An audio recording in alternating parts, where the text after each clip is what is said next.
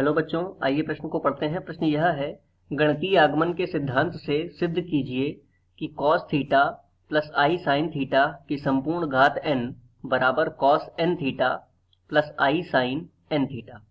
तो आइए सर्वप्रथम प्रश्न की मुख्य अवधारणा को जान लेते हैं। मुख्य अवधारणा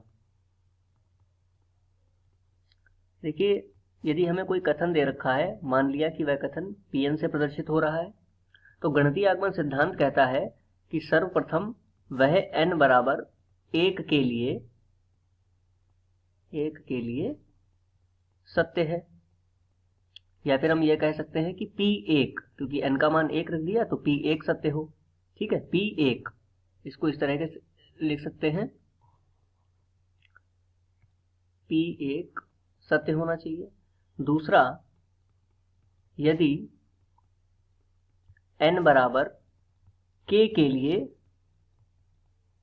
दिया गया कथन सत्य है, n बराबर k के लिए सत्य है, तो n बराबर k प्लस 1 के लिए भी सत्य होगा।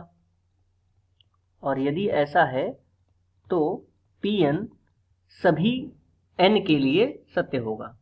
ये गणितीय आगमन का सिद्धांत कहता है। तो आइए इस मुख्य अवधारणा के आधार पर प्रश्न को हल करते हैं। प्रश्न में दे रखा है एक Pn कथन, Pn से प्रदर्शित कर लेते हैं इसको, और वह कथन है कि cos थीटा प्लस आई साइन थीटा की संपूर्ण घात n बराबर दे रखा है cos n थीटा प्लस आई साइन n थीटा।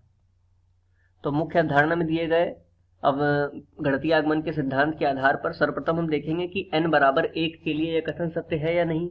ठीक है, तो इसको लिख लेंगे। तो यदि हम n बराबर 1 रखते हैं तो हमें क्या प्राप्त होगा, P1 मिलेगा cos थीटा प्लस आई साइन थीटा की संपूर्ण घात n की जगह पे कितना हो जाएगा, 1 हो जाएगा। बराबर में cos n की जगह पे 1 रखेंगे तो 1 थीटा गुणा होगी तो ये थीटा ही आ जाएगा, प्लस इसी प्रकार यहाँ पर हो जाएगा आई साइन थीटा। तो देखिए दोनों बराबर आ रहे हैं, इसका मतलब जो P1 कथन है वह तो सत्य है, यानी कि P1 सत्य हो गया। अब दूसरा हम मान लेते हैं कि n बराबर k के लिए, माना n बराबर k के लिए, यहाँ पर माना भी लिख सकते हैं, माना n बराबर k के लिए Pn सत्य है। अब यदि ये सत्य है तो हम इसको किस तरीके से लिख लेंगे, इसको लिख लेंगे n की जगह k लिख देंगे, तो cos थीटा प्लस आई साइन थीटा की घात n की जगह हो जाएगा k, बराबर में आ जाएगा cos k थीटा प्लस आई साइन k थीटा, ये हमें प्राप्त होगा। ठीक है, अब अगले प्रश्न पर क्या करेंगे, क्योंकि अब हमें k प्लस 1 के लिए सिद्ध करना है। ठीक है, k प्लस 1 के लिए सिद्ध करने के लिए हम क्या करेंगे, दोनों पक्षों में cos थीटा प्लस आई साइन थीटा से गुणा करने पर, अगले प्रश्न पर लिख लेते हैं, दोनों पक्षों में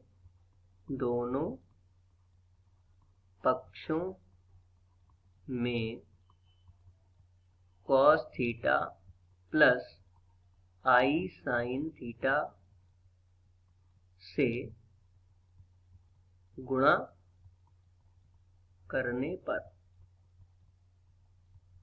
ठीक है, तो देखिए यहां पर पहले से ही क्या है, cos थीटा प्लस आई साइन थीटा की संपूर्ण घात k थी। ठीक है, बाएं पक्ष में, तो इसमें गुणा हो जाएगी किसकी, cos थीटा प्लस आई साइन थीटा की गुणा हो गई। और बराबर में क्या है, बराबर में है cos k थीटा प्लस आई साइन k थीटा, इसकी गुणा हो जाएगी किसमें, cos थीटा प्लस आई साइन थीटा में। अब देखिए यहां पर क्या है, cos थीटा प्लस आई साइन थीटा की संपूर्ण घात k है और यहां पर संपूर्ण घात 1 है, और क्योंकि इसके आधार समान है तो गुणा में घातें क्या होती हैं, जुड़ जाती हैं। तो इसको हम लोग लिख लेंगे cos थीटा प्लस आई साइन थीटा की संपूर्ण घात हो जाएगी k प्लस 1, बराबर, यहां पर देखिए गुणा करते हैं, कॉस के थीटा की गुणा होगी सर्वप्रथम कॉस थीटा में, तो हमें प्राप्त होगा कॉस के थीटा गुणा कॉस थीटा। फिर कॉस के थीटा की गुणा होगी आई साइन थीटा में, तो हमें क्या प्राप्त होगा, प्लस आई साइन थीटा कॉस के थीटा। इसी प्रकार आई साइन के थीटा की गुणा होगी कॉस थीटा में, तो हमें प्राप्त होगा आई कॉस थीटा साइन के थीटा। और अंत में आई साइन के थीटा की होगी आई साइन थीटा में, तो आई और आई कितना हो गया, आई की घात 2, और हम जानते हैं कि आई की घात 2 का मान क्या होता है, -1 होता है। तो इसको हम परिवर्तित कर लेंगे और लिख देंगे माइनस साइन थीटा और साइन के थीटा। ठीक है।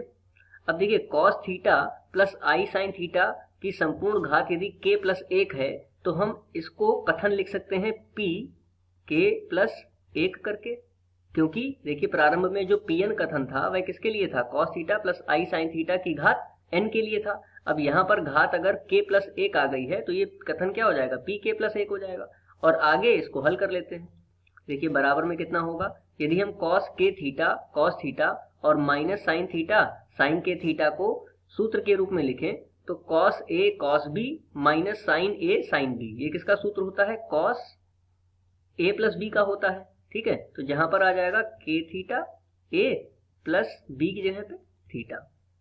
ठीक है, प्लस अब यहां पर देखिए इन दोनों में हमें आई उभयनिष्ठ मिल रहा है, और क्या बचेगा, साइन थीटा कॉस के थीटा, अर्थात sign A cos B plus cos A sine B. तो यहाँ पे सूत्र लग जाएगा किसका, साइन ए प्लस बी का।